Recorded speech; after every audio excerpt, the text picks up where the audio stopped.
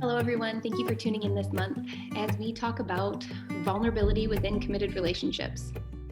We're going to spend some time looking at why it's so difficult to do, and yet what are some of the benefits of choosing to be vulnerable with our partner anyway?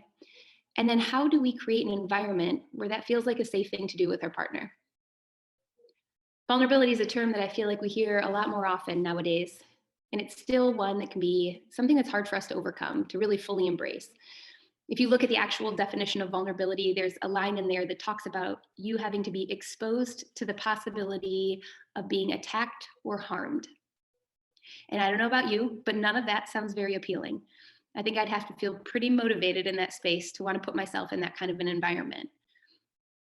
The thing is, we chose a person that we wanted to be in a committed relationship with, likely because we felt like we had a strong connection with them and a connection that many of us want to see deepen and grow over the years.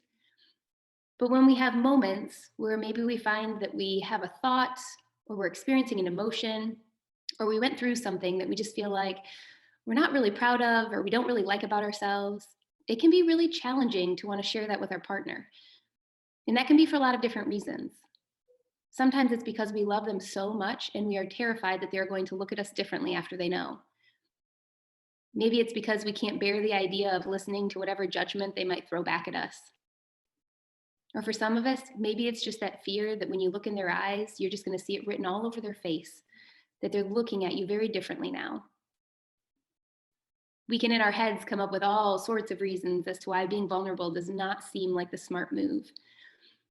So instead, as we're in those relationships, we can sometimes just tuck those parts away, maybe hide from them a little bit, try to cover them up, whatever that might look like, to stay safe because we don't want to be attacked or harmed, especially not from the person that we've chosen to spend the rest of our lives with. The thing is, even if we're successful in that moment of avoiding the attack and the harm, we're kind of creating a whole different situation because we're almost creating this distance in the relationship where the person that we're with, we feel like doesn't really get us or doesn't really understand, doesn't really know us. And it can be exhausting to keep all of that up, trying to hide those parts of ourselves. The other part that comes from that, of the implication, is that we are missing out. We're missing out on an opportunity to feel that deeper connection. We're missing out on understanding what it really could be to have all of those things about you be known and have a person still love you and be committed to you. There's a different level of intimacy that can come from that can come from being vulnerable with your partner. The thing is, before that's really safe to do, we want to look at how we respond when our partner is vulnerable to us.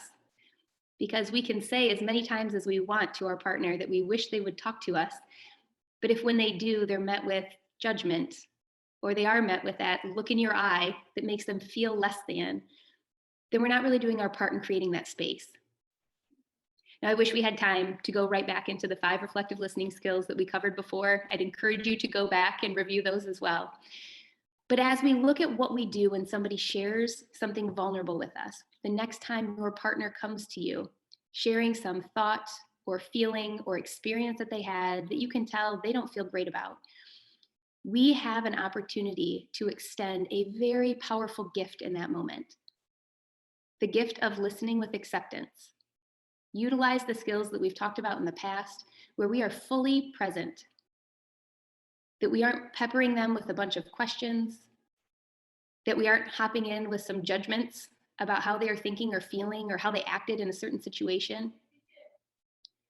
In those moments, it helps for us to just kind of step back, use silence, give them the space to share. Use your reflective responses to let them know that you understand what they are feeling and how what they are sharing with you as well. And then give them an opportunity to correct you if you got it wrong.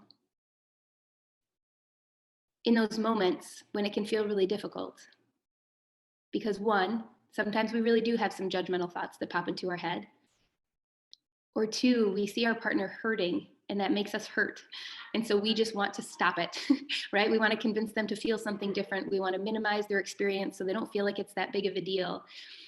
But every time we do that, we become the people who are attacking and harming the person that we love so much. So instead, in that moment, let's take a pause. Make space for them to be able to fully share, and focus in gratitude, being grateful that you are the person that your partner felt like they could share with. Thank them for taking the time to share that with you. It can help if we keep our focus in those moments on the goal being connecting with our partner, the goal being creating a relationship where people can know the other and be known by the other. Because those types of relationships hold a lot of power, and they hold a lot of connection and a lot of trust and a lot of affection. Now, for some of us, maybe we haven't always created a very safe space in the past for our partner. Maybe we find ourselves in that spot where maybe for 10, 20, 30, 40 years, we made it really difficult for our partner to feel like we were the person they should come and talk to about anything vulnerable. And repairing can take time. So I would encourage you to consider, maybe it might be worth having a conversation with your partner, being able to sit down and acknowledge it. Say something like, hey, I feel like over the years, I haven't done a very good job of responding to you when you've shared things with me. I think sometimes I've jumped in and spoken up too soon when really what I should have done is just listened. I want to try to do it better. Whatever those words look like to you, if you need to have some conversations or apologies, whatever that might be, a recommitment to doing it differently.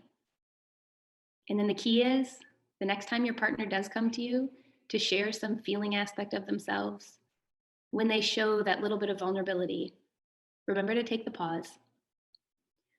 Focus on the gratitude that you might have for the opportunity to show your partner what a trusting and loving relationship can look like.